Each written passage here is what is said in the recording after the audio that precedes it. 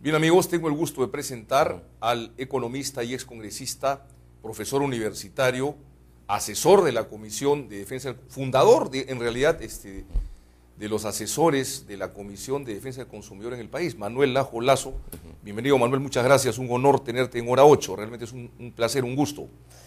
Yo te agradezco la invitación y tú sabes que hoy día en la realidad actual, quien no está en los medios de comunicación no existe. Así que me estás dando la existencia y la posibilidad de Manuel, saludar a toda tu audiencia. Gracias, Manuel, a lo largo y ancho del país. Gracias, Manuel. Tú tienes un prestigio propio ganado, además, estimado. Es conocida son conocidos tus trabajos de hace muchos años vinculados con el tema agropecuario, el tema alimentario, sí, y otros temas más. Así es, y una lucha permanente contra la corrupción y contra los fraudes electorales, lucha que me llevó a combatir durante toda una década al gobierno de Montesinos y Fujimori, y que me llevó, como sabes bien, a una persecución que me hicieron desde el año 99 hasta el año 2003, Así es. El Fujimontesinismo, por lo cual yo ya no estoy en la actividad política, digamos, sino que sigo participando en el Congreso como técnico y como asesor. Sin embargo, yo quiero decir que estamos celebrando todavía la posibilidad de tener un gobierno distinto y tenemos que poner toda la energía necesaria para que este gobierno tenga éxito. Ha sido difícil el triunfo y es muy insólito un país como el Perú, en donde un grupo que es liderado por 2 personas que están en la cárcel y que están condenadas por haber conducido un gobierno que fue el más corrupto de la historia del país, sin embargo, han estado a 500.000 votos de ganar el gobierno. El Perú hubiera aparecido ante el mundo como un país que elige a un gobernante que está preso por corrupto y por ladrón, como dijo Vargas Llosa. Y eso es bien grave, ¿no? Porque quiere decir que esta mafia dejó no solamente un gran poder, sino que es dueña de los medios de comunicación mayoritarios, de la radio principal, de los periódicos mayoritarios, y que tiene la capacidad de hacer creer a la gente que puede hacer un gobierno correcto con personajes que han participado en gravísimos actos de corrupción y que no han sido inhabilitados y no están en la cárcel por la complicidad y por la mediocridad del Poder Legislativo y el Poder Judicial peruano y de los partidos políticos. Esta es una crisis política de la que podemos salir y el pueblo, felizmente, especialmente en las regiones, porque usted sabe que aquí Lima ganó Keiko Fujimori, pero las regiones le dieron el triunfo en el sur, en la sierra, en la selva y parte del norte, y en Lima también. No perdió por mucho Ollanta y por eso es presidente. Bueno, ese pueblo que ha votado por Ollanta tiene que saber que no es Ollanta el que debe gobernar solamente, sino que tiene que gobernar el pueblo organizado. Esos comités de Gana Perú que no se sienten a mirar la televisión a ver qué hace Ollanta, que sigan organizados, que se piense que cambiar la economía y la sociedad peruana no es una cosa sencilla. Mire, no es Ollanta el que debe gobernar Gana Perú, que es 8 millones de peruanos que deben mantenerse organizados y alertas, porque no sería la primera vez que elegimos un gobierno, el pueblo elige un gobierno y el gobierno termina siendo copado por los grupos monopólicos. No sería la primera vez que nos ofrecen una cosa y hacen al revés, si lo estamos viendo, ¿no? O sea, Fujimori ofreció que no iba a ser un shock y lo primero que hizo el 9 de agosto de 1990 es el Fujichoc, que fue exactamente lo contrario a lo que ofreció. Alan García ofreció en el año 85 hacer una gran revolución antiimperialista en el Perú y trabajó con los 12 apóstoles y luego cuando quiso hacer la reforma bancaria casi lo sacan, ¿no es cierto? Y ya estaba muy débil y ya llevó al país a la hiperinflación.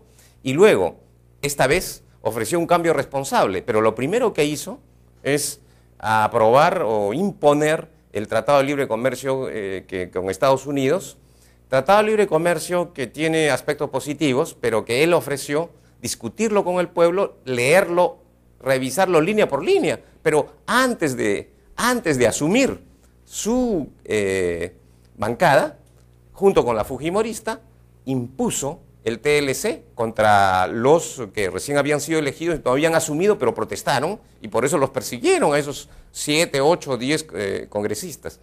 Entonces, Alan García estafó a los que votaron por él, y se lo podemos decir con toda tranquilidad.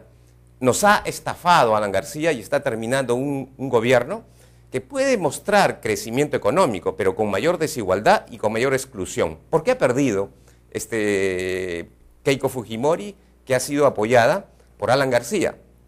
Por el gobierno, por casi todos los medios de comunicación, por el poder económico, y gran parte de las Fuerzas Armadas o del personal ha perdido. Es decir, el pueblo ha tenido mayor capacidad, el pueblo pobre, trabajador, el empresario pequeño y mediano, incluso el empresario grande, honrado, no corrupto, ha tenido la capacidad de rescatar para el pueblo el gobierno.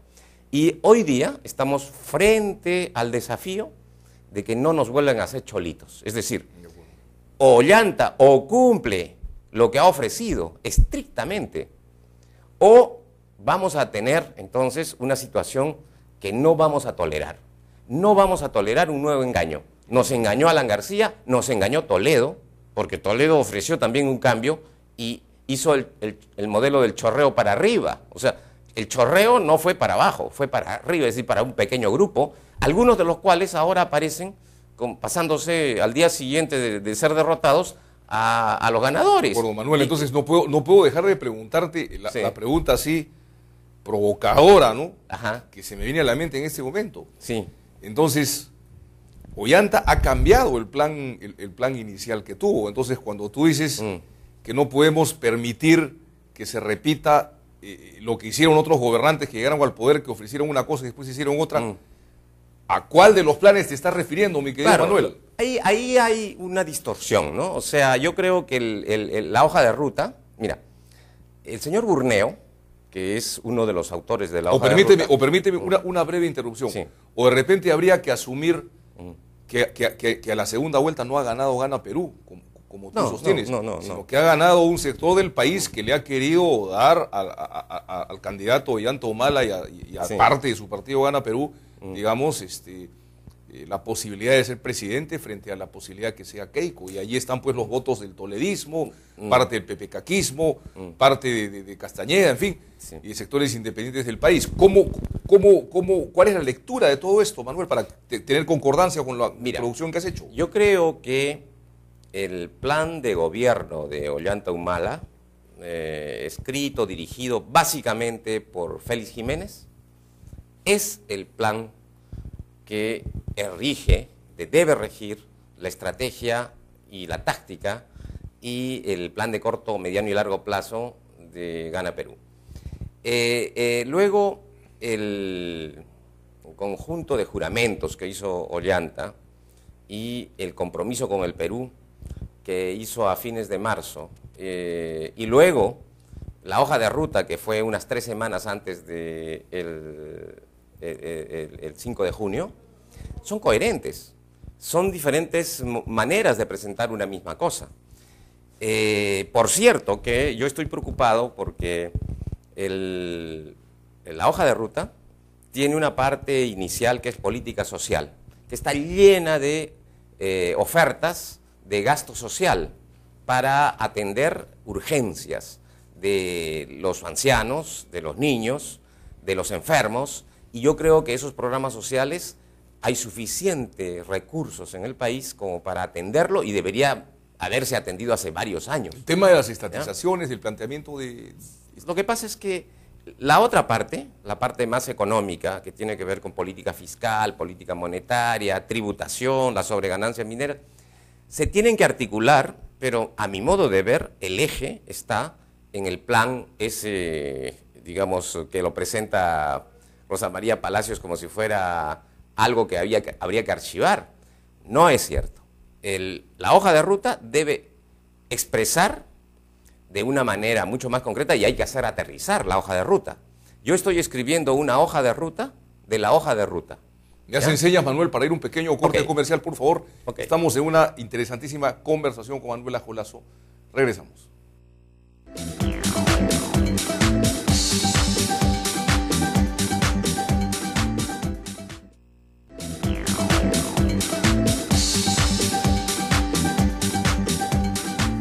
Bien, amigos, estamos con Manuel Lajo Lazo, economista, excongresista, asesor de varios congresistas, con una amplia experiencia en la investigación en temas agroalimentarios y con una interesante trayectoria política. Yo quiero decir algunas cositas para conocimiento del público de Manuel Lajo. Manuel Lajo fue el primer asesor de Ollanta Humala.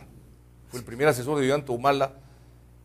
Febrero de del 2005, desde 2005 a más o menos junio, julio del 2005, cuando Ollanta Humala empezó a ser asesorado por Torres Caro, por Álvaro Gutiérrez, por un grupo de gente que el siguiente año, una vez que fue elegida congresista, lo abandonó al día siguiente. O sea, ¿no? Ahí tú te quitas utilizando una expresión. Yo tomé distancia cuando hubo la ruptura entre Ollanta Humala y su familia, ¿no? Es decir, el momento en que toma distancia respecto de Antauro Humala, ¿no?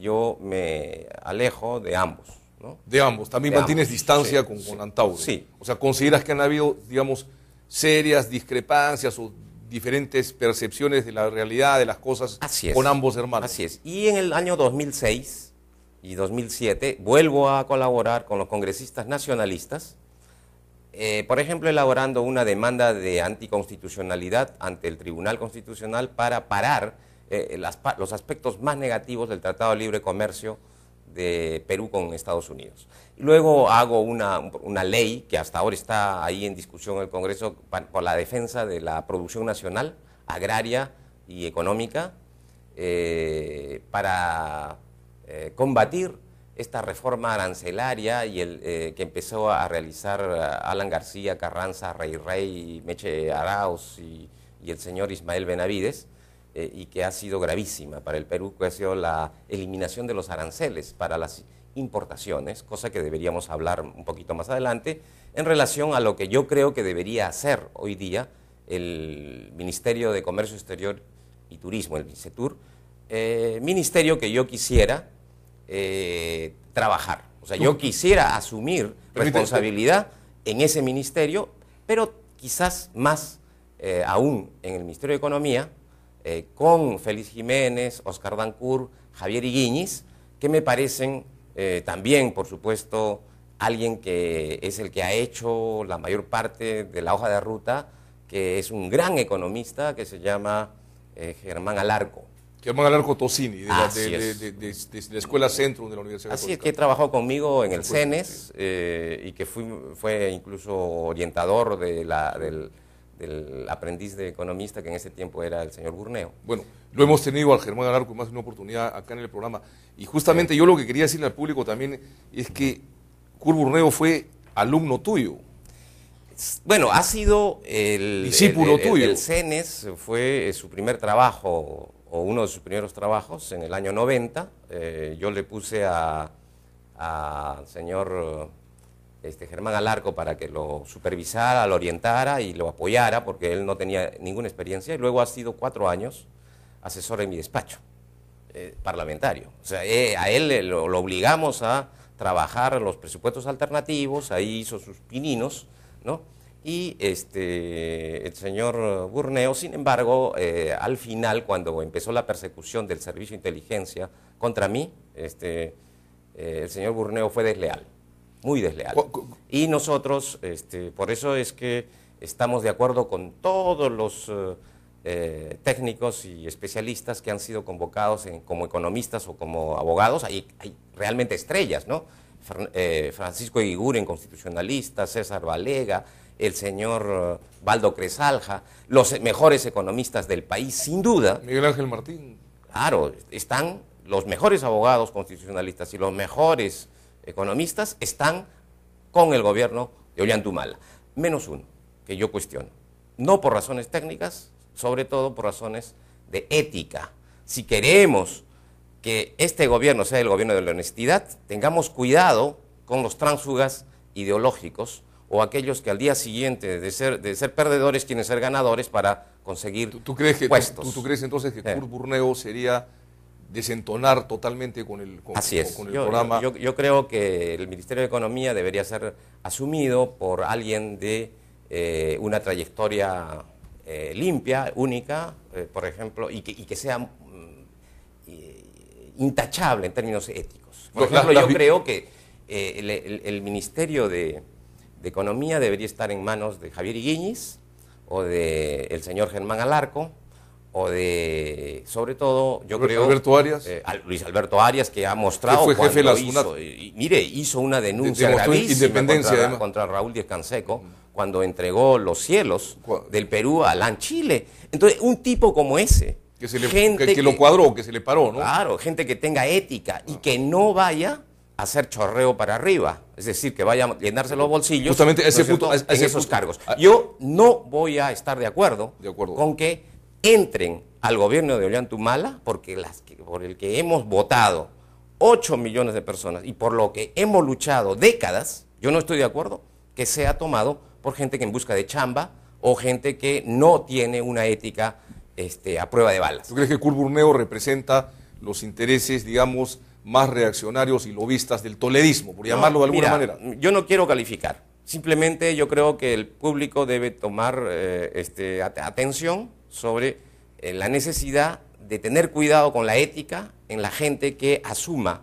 este gobierno. Porque tú sabes que el gobierno, los televidentes saben que nosotros en el gobierno, que la gente que va al gobierno, inmediatamente es tentada por la corrupción, ¿no? Inmediatamente empiezan a acomodarse ellos y no acomodar al país.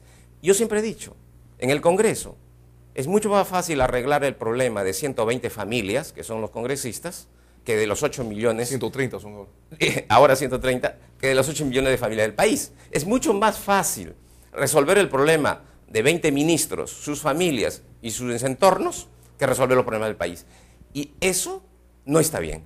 El señor Alan García fue formado por Aya de la Torre para cambiar el país. Y lo que ha hecho es un neoliberalismo totalmente extremo, el del perro del hortelano, y se va seguramente con un entorno lleno de plata. Pero el país queda en una situación de, claro, ha habido crecimiento, pero mayor desigualdad, mayor exclusión. Ahí están los aymaras hoy día luchando desde su pobreza y con coraje por otro modelo de desarrollo. Ese modelo tiene que ser de crecimiento, sí, y de mayor crecimiento que ahora, pero la redistribución tiene que estar inscrita dentro del esquema del crecimiento. En esencia, lo que Manuel Lajo sostiene es que esa gran torta, que es la torta del crecimiento, se tiene que repartir mucho mejor de lo que la piensa repartir de repente un señor como Burneo. Así es. El pedazo...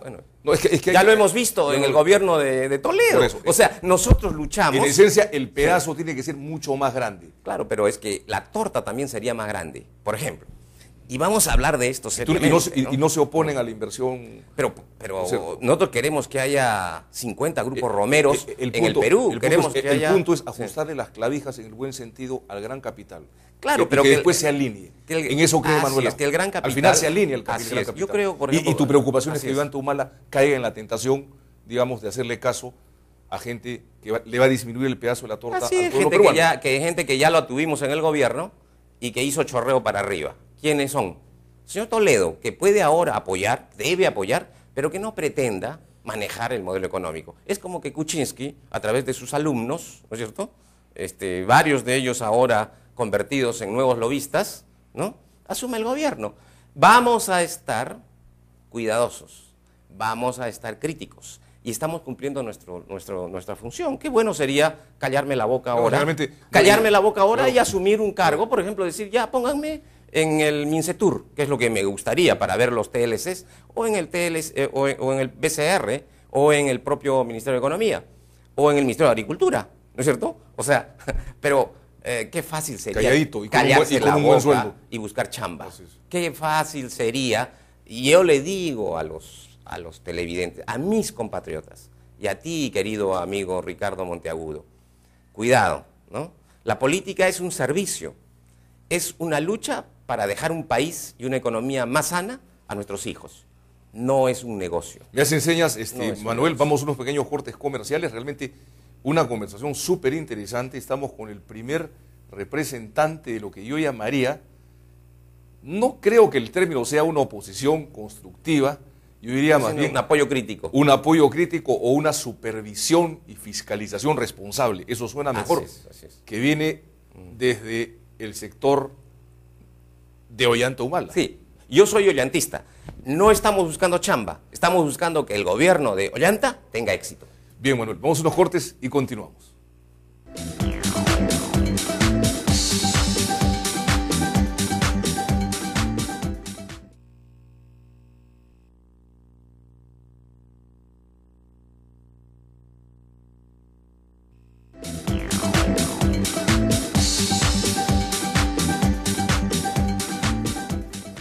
Bien, estamos con el economista Manuel Lajo Lazo, que está próximo a presentar una publicación que todavía no ha sido editada, que realmente el título es Precios Justos, ¿no? Precios justos. El Sí. título es Precios Justos. No la voy a mostrar porque todavía no está editada, pero el trabajo Sí. está acá.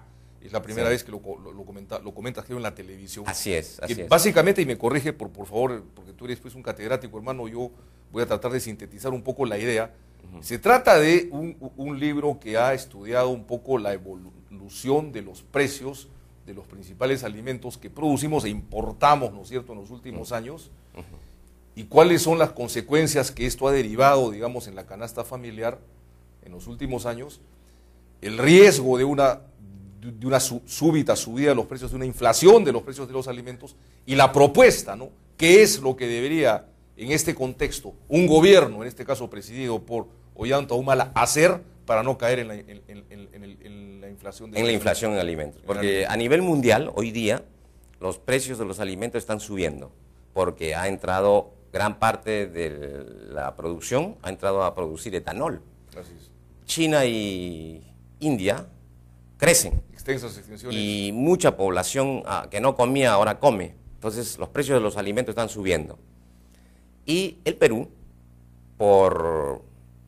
como parte de este famoso modelo, ¿no?, neoliberal, se convirtió en un gran importador de alimentos. Importamos prácticamente todo el trigo que procesa la industria de molinería. De los años 60 más o menos, ¿no? Sí, pero es una barbaridad, ¿no? Basta mirar los reportes mensuales del Banco Central de Reserva para conocimiento del público de la cantidad de millones de dólares que importamos los productos que está mencionando Manuel Lajo. 500 millones de dólares solo en trigo, Solo en trigo. porque ha subido el precio del trigo.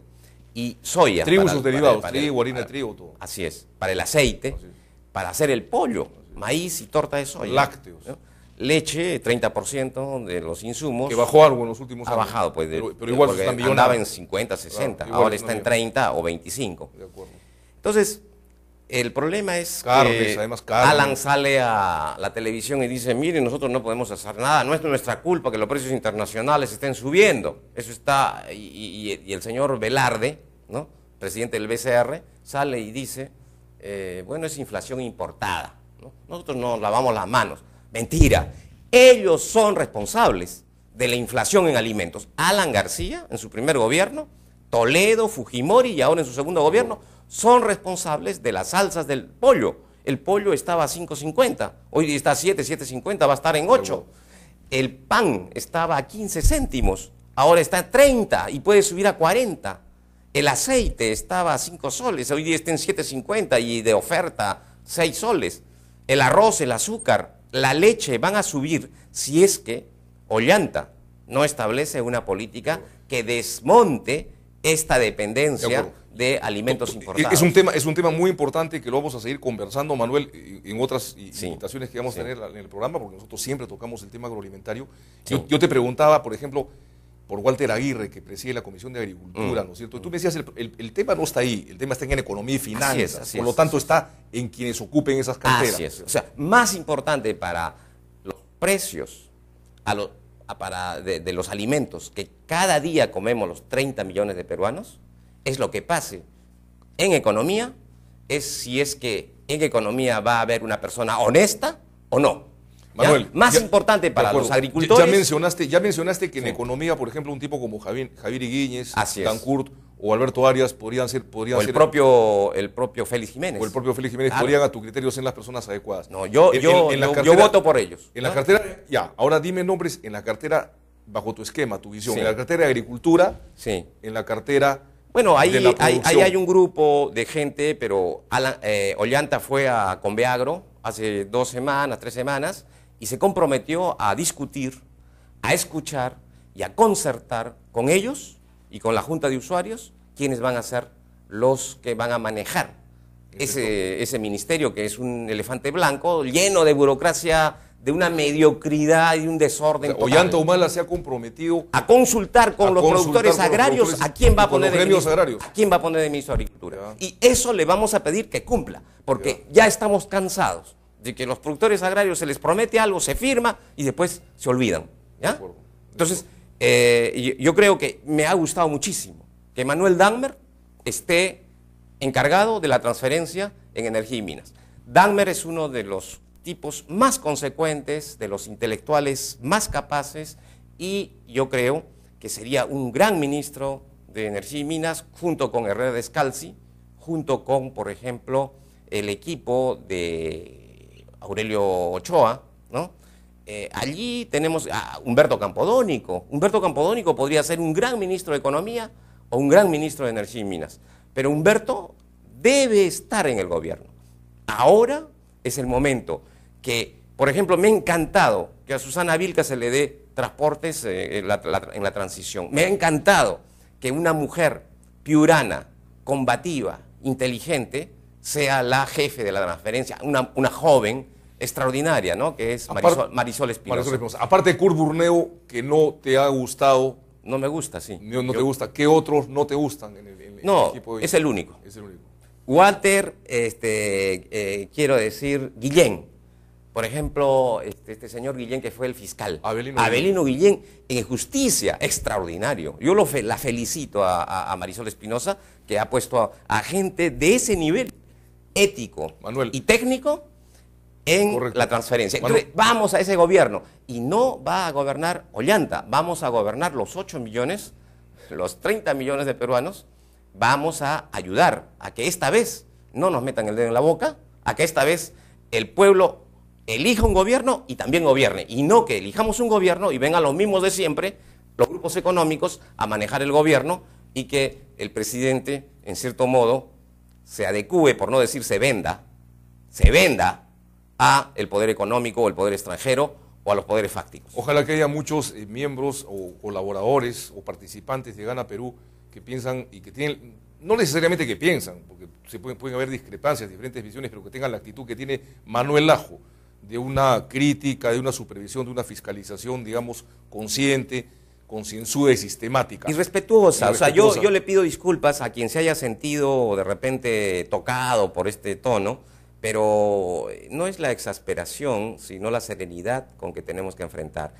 Tenemos que persuadir a la gran empresa de que no estamos contra la inversión, por el contrario, nosotros quisiéramos que haya 50 Grupo Romero, 50 Gloria S.A., 50 San Fernando, y que nos transnacionalizáramos como economía, pero en base a la competitividad sana, real, no en base a favores del presidente de la República o de los ministros. Y un pedazo de la torta más grande, obviamente. Claro, no, tenemos que seguir creciendo, porque si no, y la torta tiene que ser más grande. Sí, el tiempo nos gana rápidamente, Manuel. Sí. Me hacen señas, quedan 2 minutos, no nos va a alcanzar el tiempo.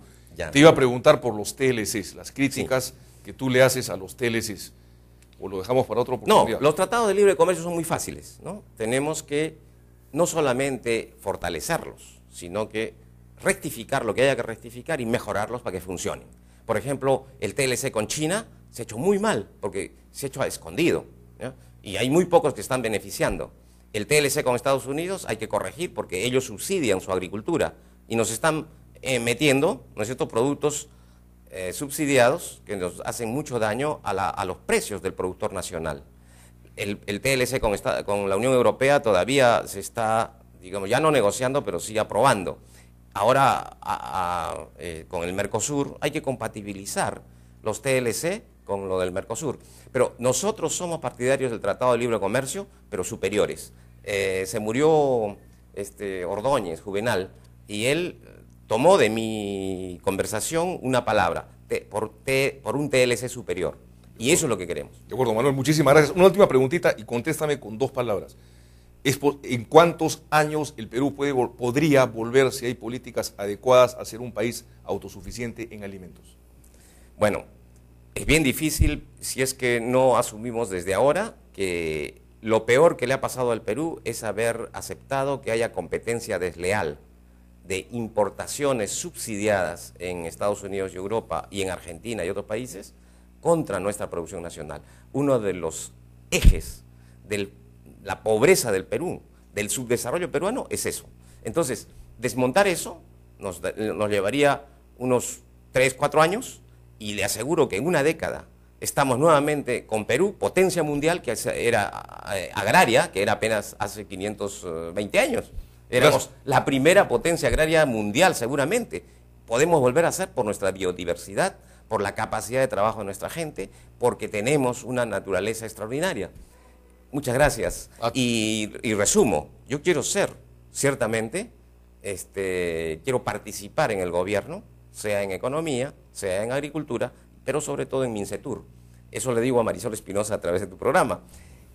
Preparémonos para que este gobierno tenga éxito y no sea un fracaso más. Okay. Y luchemos organizados. No es Ollanta el que tiene que armar las cosas, hacer las cosas, sino todos los que hemos votado por él. Muchas gracias, Manuela. Vamos a unos cortes, amigos, y regresamos.